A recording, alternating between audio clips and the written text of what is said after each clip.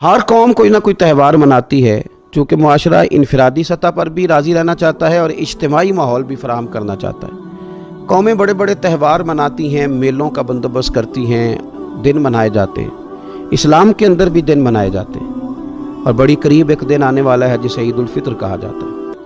लेकिन इस्लाम के त्यौहार बाकी कौमों को ये बताते हैं कि त्यौहार मनाए किस तरह जाते हैं। तो सबसे पहले तो ये याद रखें कि इस्लाम के अंदर जब ईद आती है तो उसका कोई मकसद है और हमने ईद को किस तरह मनाना है, ये सारा कुछ हमारा दीन हमें बताता है।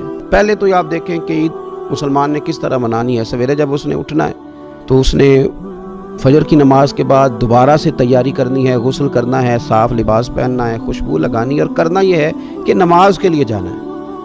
उसके ईद का आगाज़, उसके इस खूबसूरत त्यौहार का आगाज़ अल्लाह तबारक व तआला की इबादत से हो रहा है। और ईद मना कब रहा है? रमज़ान के 30 रोज़े पूरे करने के बाद या 29 का चांद देखने के बाद। तो सबसे पहले हमें ये बताया जा रहा है कि जब तुम ईद मनाओगे तो तुम सजदा शुक्र के साथ मनाओगे, अपने रब के साथ जुड़ के मनाओगे, अल्लाह तबारक व तआला की इबादत के साथ मनाओगे।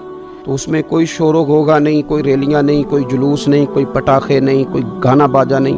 अल्लाह की इबादत के साथ बताया जाएगा कि तुम्हारा जो त्यौहार है वो तहजीब का, शाइस्तगी का, खूबसूरती का, नज़्म नस्क का एक बेहतरीन ज़रिया। तुम बड़े राज़ी जब होगे तो फिर भी तुम अपना सारी झुकाओगे रब की बारगाह में। फिर भी तुम यही कहोगे सुबहान रब्बी अल अज़ीम, फिर भी तुम यही कहोगे सुबहान रब्बी अल आला, फिर भी तुम उसकी बारगाह में जबीन नियाज़ झुकाओगे।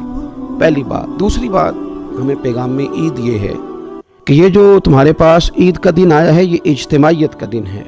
आप जब सफ़ में खड़े होंगे नमाज ईद के लिए तो क्या अमीरों की सफ़ें अलग होंगी, गरीबों की अलग होंगी?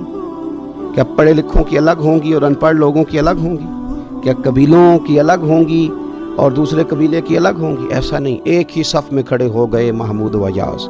ना कोई बंदा रहा, ना कोई बंदा नवाज, साहिबो मोहताजो गनी एक हुए और तेरी सरकार में पहुंचे तो सभी एक हुए।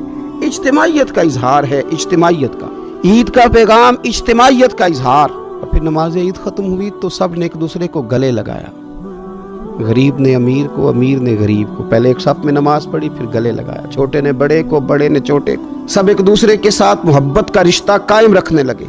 तो ईद ने दूसरा पैगाम इज्तिमाइयत का दिया कि तुम अल्लाह तबारक व तआला की तौहीद के नाम पर, तुम रसूल पाक सल्लल्लाहु तआला अलैहि वसल्लम की गुलामी के नाम पर एक हो एक। हजारों कौमें वजूद में आईं दहर में खुश्क तर के रिश्ते से और हमने बुनियाद दोस्ती रखी याद खैरुल बशर के रिश्ते से। और इकबाल कहने लगे अपनी मिल्लत पर कयास अक़वाम मगरिब से न कर, ख़ास है तरकीब में कौमे रसूल हाशमी। ये जो नमाज पढ़ रहे हैं और बाद में गले मिल रहे हैं, इनका एक ही तारुफ है कि ये रसूल हाशमी की कौम है। ये तारुफ इज्तिमाइयत का दर्स, प्यार का दर्स, मुसावात का दर्स, छोटे बड़े के फ़र्क को ख़त्म करने का दर्स, अमीर गरीब की